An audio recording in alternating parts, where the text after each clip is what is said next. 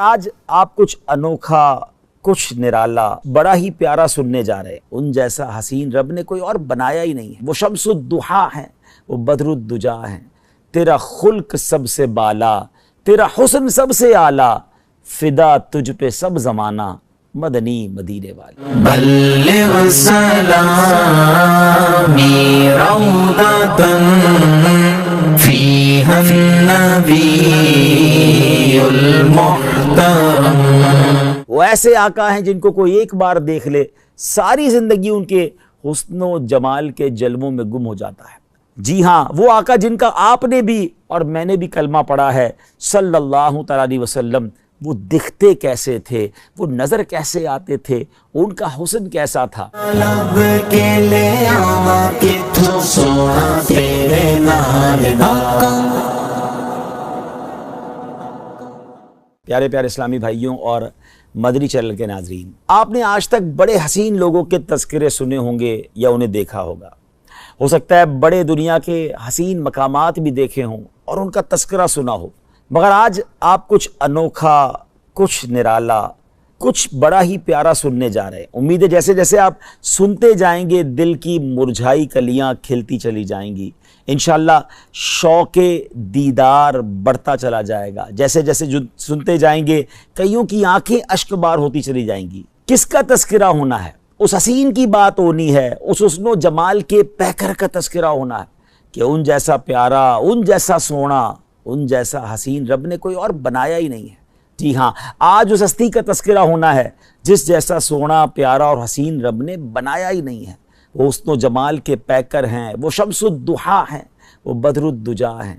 وہ ایسے آقا ہیں جن کو کوئی ایک بار دیکھ لے ساری زندگی ان کے حسن و جمال کے جلووں میں گم ہو جاتا ہے۔ آج نبی پاک صاحب لولاک صلی اللہ تعالیٰ علیہ وسلم کا تذکرہ خیر ہونا ہے۔ نہ کوئی آپ جیسا تھا، نہ کوئی آپ جیسا ہے۔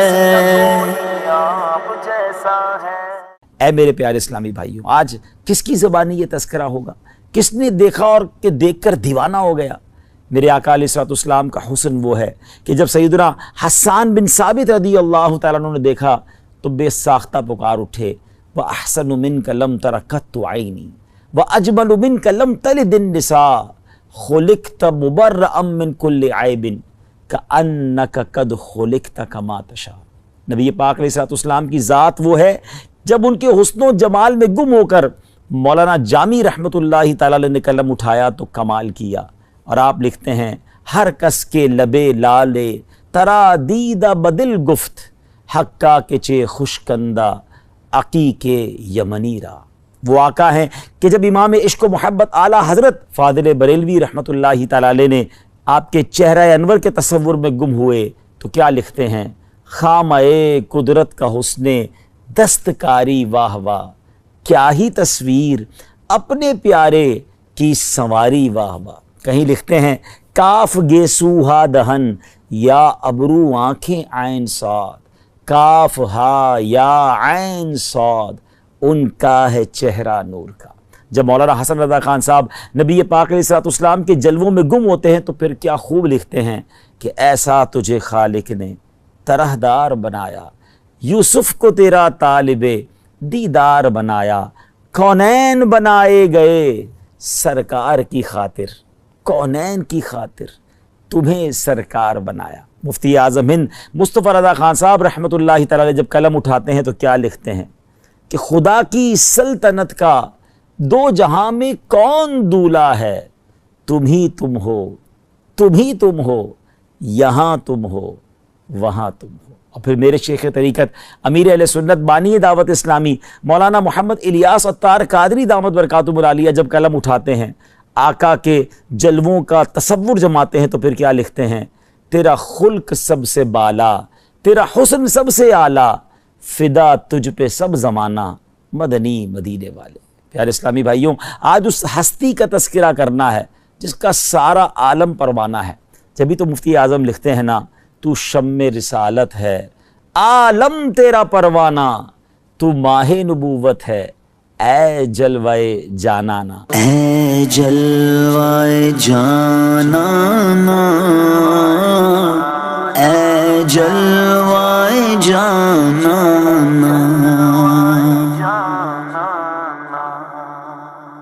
آئیے اس جلوہ جانانہ کا تذکرہ سنتے ہیں، اور کس کی زبانی؟ جی ہاں، اس ہستی کی کہ جس نے ایک بار دیدار کیا، پھر جن الفاظ کے ساتھ تعارف پیش کیا، آج بھی سیرت کی کتابوں میں گویا سنہرے حروف میں وہ الفاظ لکھے جاتے ہیں، پڑھے جاتے ہیں۔ اگر آج واقعی آپ جاننا چاہتے ہیں کہ وہ آقا، جی ہاں وہ آقا جن کا آپ نے بھی اور میں نے بھی کلمہ پڑھا ہے صلی اللہ تعالیٰ علیہ وسلم، وہ دکھتے کیسے تھے، وہ نظر کیسے آتے تھے، ان کا حسن کیسا تھا، تو آئیے اب تیار ہو جائیے، تصور میں گم ہو جائیے۔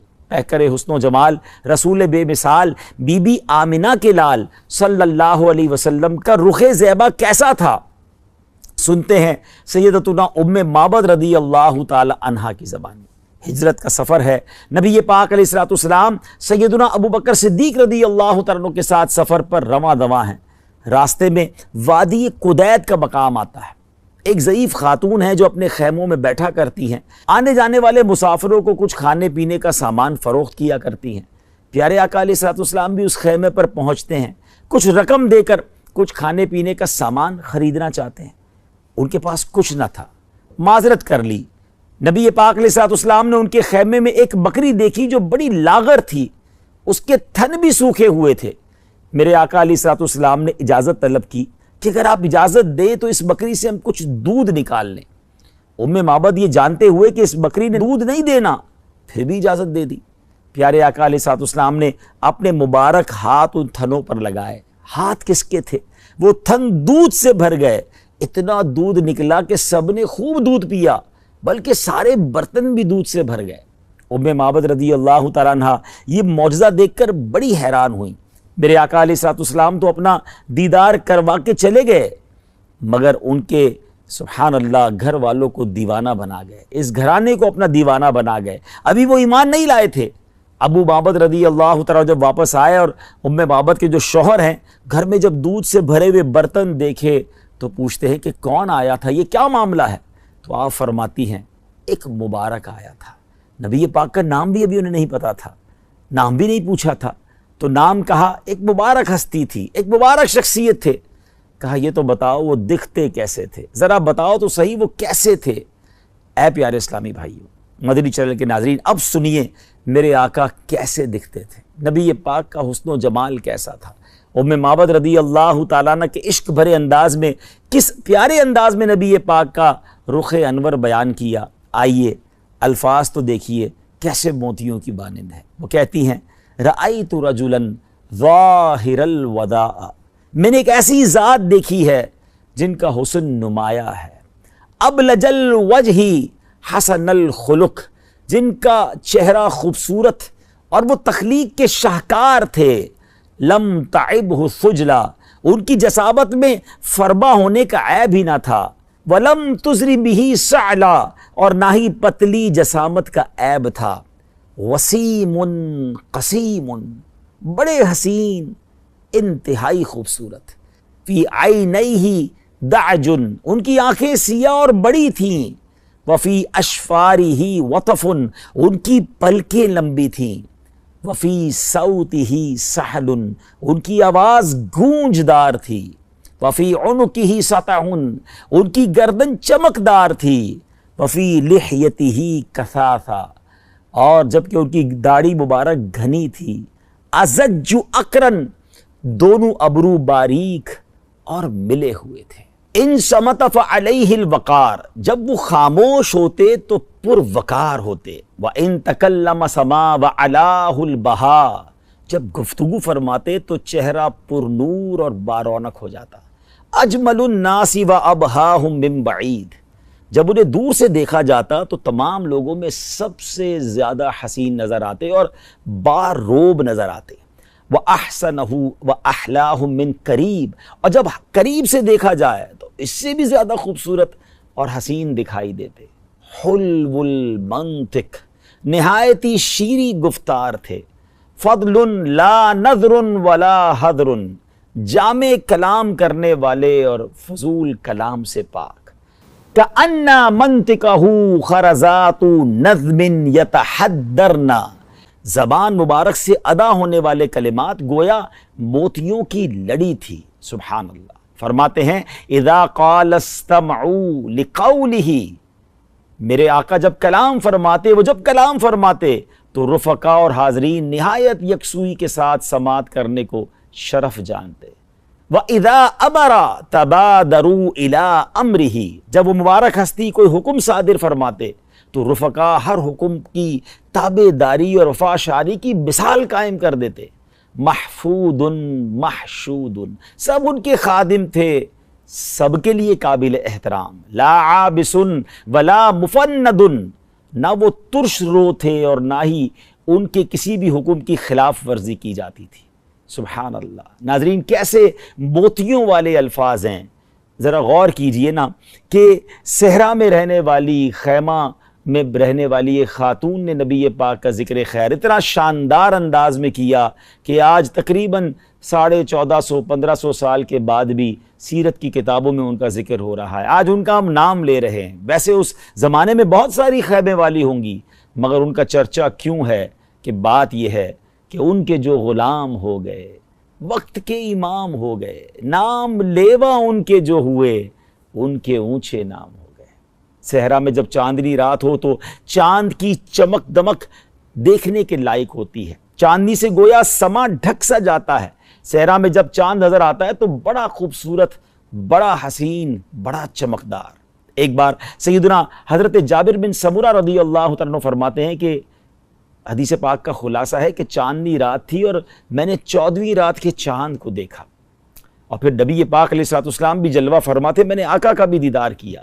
ایک بار پھر میں نے 14ویں رات کے چاند کو دیکھا، پھر نبی پاک کو دیکھا۔ کہتے ہیں میں دیکھنے لگا کہ کون زیادہ خوبصورت ہے، اور پھر کہتے ہیں کہ اللہ کی قسم میرے آقا علیہ السلام 14ویں رات کے چاند سے زیادہ خوبصورت ہے۔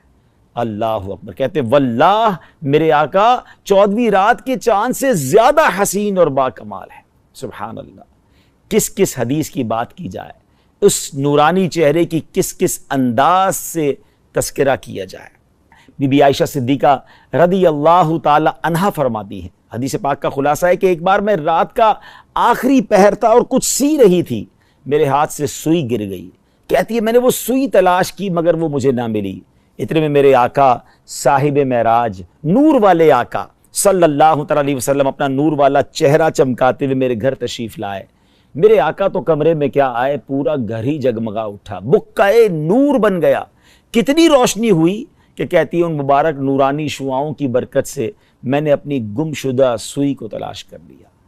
اے میرے پیارے اسلامی بھائیوں اور مدنی چینل کے ناظرین، آج ہم نے اپنے آقا، پیارے پیارے آقا، حسین آقا صلی اللہ علیہ وسلم کا ذکر خیر سنا ہے، ان کے سراپے کے بارے میں سنا ہے، ان کے حسن و جمال کے بارے میں سنا ہے۔ پھر کیوں کسی اور سے پیار کیا جائے، پھر کیوں کسی اور سے محبت کی جائے؟ ارے اگر محبت کرنی ہے، کسی کا دیوانہ بننا ہے، کسی کو آئیڈیل بنانا ہے، تو فقط نبی پاک علیہ السلام کی ذات کو اپنا سب کچھ بنا لیجئے، اپنی امیدوں کا محور بنا لیجئے، ان کی یاد میں تڑپا کیجئے، ان کے ذکر کو اپنی زبان پہ جاری کیجئے، اور آقا علیہ السلام کے دیدار کی تمنا دل میں رکھیے۔ تمنا یہ ہو کہ اے کاش کبھی ایسا بھی ہو خواب میں میرے، ہوں جس کی غلامی میں وہ آقا نظر آئے۔ ان کی سنتوں پر عمل کیجئے، ان کے فرامین پر عمل کیجئے، ان کی نافرمانی والے کام نہ کیجئے۔ الحمدللہ دعوت اسلامی کا ماحول وہ مدنی ماحول ہے جو عشق رسول کے جام ہمیں بھر بھر کر پلاتا ہے۔ آئیے اس ماحول سے وابستہ ہو جائیے، قافلوں میں سفر کیجئے، نیک اعمال پر عمل کیجئے، اور مدنی چینل دیکھتے رہیے۔ اس طرح کے سلسلے لے کر پھر حاضر ہوں گے۔ اللہ تعالیٰ مجھے بھی اور آپ کو بھی سرکار دو عالم علیہ السلام کا سچا عشق نصیب فرمائے، ان کے جلووں میں گم ہونا نصیب فرمائے۔ یہ تمنا کاش ہم سب کے لیے پوری ہو جائے کہ نجم کی اے خدا آرزو ہے یہی، عاشق زار کی آبرو ہے یہی، موت کے وقت سر ان کے قدموں میں ہو، دید ہوتی رہے، دم نکلتا رہے۔ آمین بجاہ النبی الامین صلی اللہ تعالی